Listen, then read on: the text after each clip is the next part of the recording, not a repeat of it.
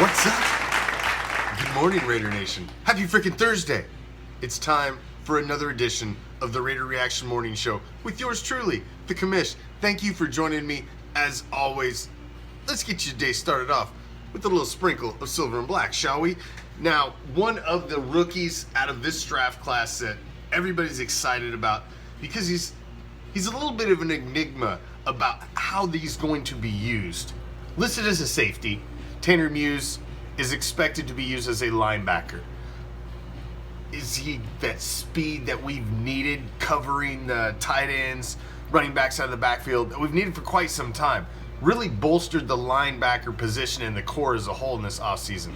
And Tanner Muse is something to be excited about in 2020. Muse on a safety blitz. Big hit by Tanner Muse. None but hard work. Intercepted. Picked off by Tanner Muse. Tanner Muse in coverage. This way. Hey. Ooh. Tanner Muse returns inside the 20 and touchdown Clemson.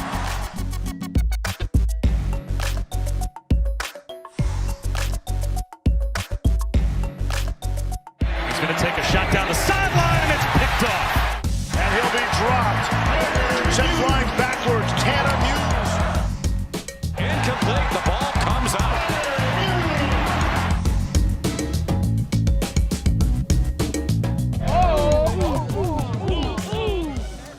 It is Throwback Thursday, and on every Throwback Thursday edition of the Raider Reaction Morning Show, we've got a special little nugget that we unearth and share with you.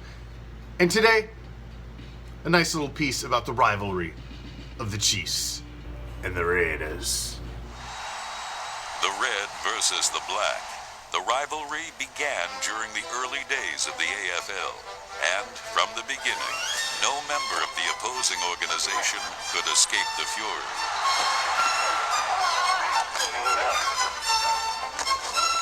They had that horse. I remember Madden hated that horse, and every time the Chiefs would score, the horse would run up and down the field, and the Chiefs would be waving the spear and all that. And we got so that I remember coming on the field and Fred Bolitnikoff and I throwing ice cubes at him, and I think Fred even kicked him one time. But the cheap shots were not just reserved for mascots.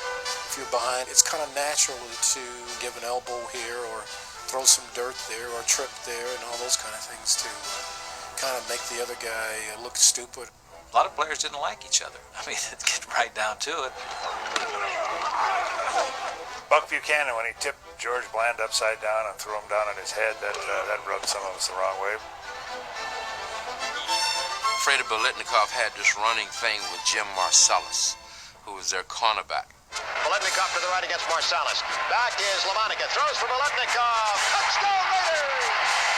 Bolitnikoff is having words right now with Marcellus. When he caught the ball, he spiked it in front of Marcellus and he pointed his finger at him. And I don't know what he told him, but evidently it wasn't very pretty. It all started with Hank Stram. You know, he always looked so neat and prim and proper. His tie was always very neat, and his hair was in place, and you always hear that little squeaky voice, hey, you're holding 63, you know, you're holding, and you always look over to him and you want to, you know, kind of spit at him too when you went by him. With Kansas City, I mean, you could speak to a guy and say hello and a fight would break out. Oh, I think the classic one was a fight that involved Lenny Dawson and Ben Davidson. It was late in the game. The Raiders had used all their timeouts. Things were looking very bleak. We had a 3-point lead, a third down play, and I called a bootleg. Here's the bootleg now by Dawson running to the right himself. He's got a first down. He's down to the 35, and he's brought down at the 28-yard line. What should have been a game-clinching first down was instead wiped away by actions typical of two arch-enemies. Davidson and Taylor are going at it. There are at least 8 sheets. Here come all the Raiders. Holy Toledo, it's a free-for-all. Lenny very much needed to be touched down, but I figured being a conscientious defensive end, I should touch him down, which is illegal now with my helmet in his back. Here comes Otis Taylor.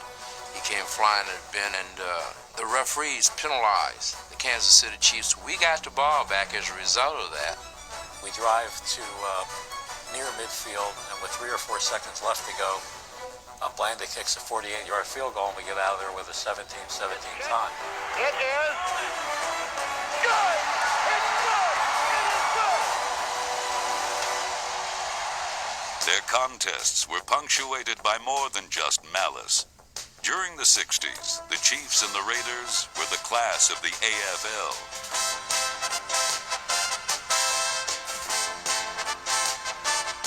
The first 5 years I was with the Chiefs, every time we played them, it was either for the lead in the division or the conference championship.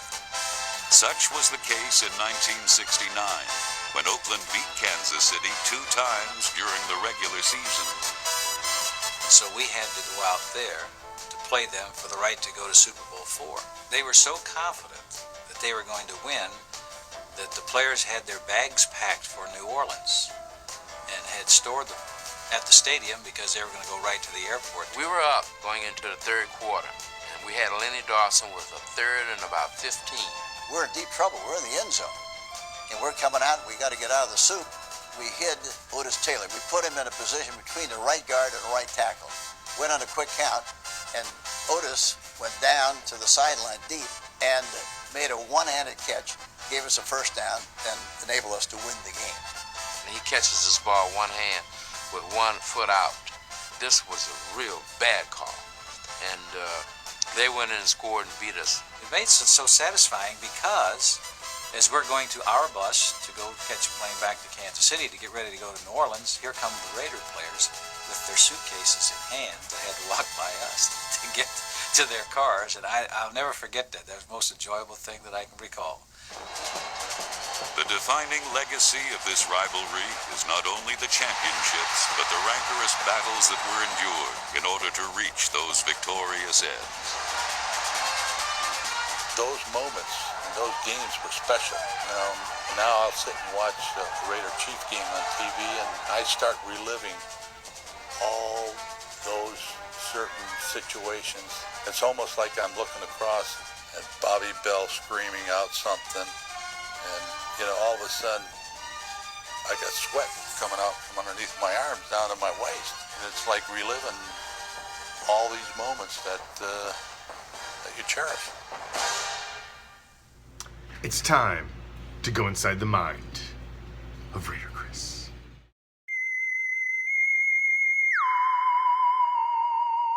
Major League Baseball and the players are being douchebags because they can't seem to hammer out a proper monetary agreement to play 82 fucking games. Now, I heard the owners want to take 80% of the salary. They want to take, do 50-50 revenue splits. I don't know. Eventually, we're going to have baseball if they're just hammering out the fucking details. But if we don't have baseball this year because they can't come together on a fucking deal about money, that's fucking lame, and yeah, that's douchebag-ish. That's all I gotta say about it. Peace. Now, it just wouldn't be a Raider Reaction Morning Show without a freaking D-bag of the day, would it? And we got another female member of the hype team joining us to help out today. You, sir, are a fucking douchebag. Hello, Raiders Girl checking in, and we got you a douchebag. You know who's the douchebag?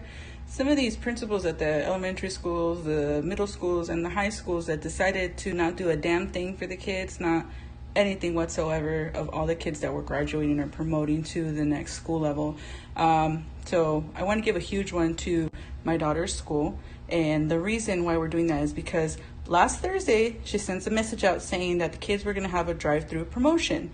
Then on Friday, we get an email after she clocks out for the day at 4 o'clock saying it was canceled and it was the district that was canceling it. And come to find out this week, the other schools are still having their promotions that are drive-through or however they decided to do it to be safe.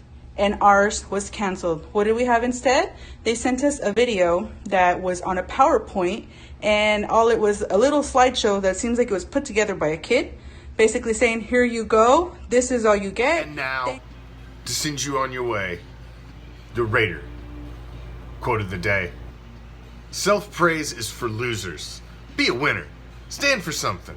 always have class, and be humble. Words of the immortal coach, John Madden. Have a kick-ass fucking Thursday, Raider Nation. And remember to stop in tonight, 7 p.m. Pacific, 10 p.m. Eastern, as Raider WAP and the Raider Process Show expands your silver and black knowledge, and your brain will just be like a sponge, soaking up Raider goodies. So don't forget to tune in tonight for Raider WAP. Until next time, I'm out. Peace, love, Raider Nation.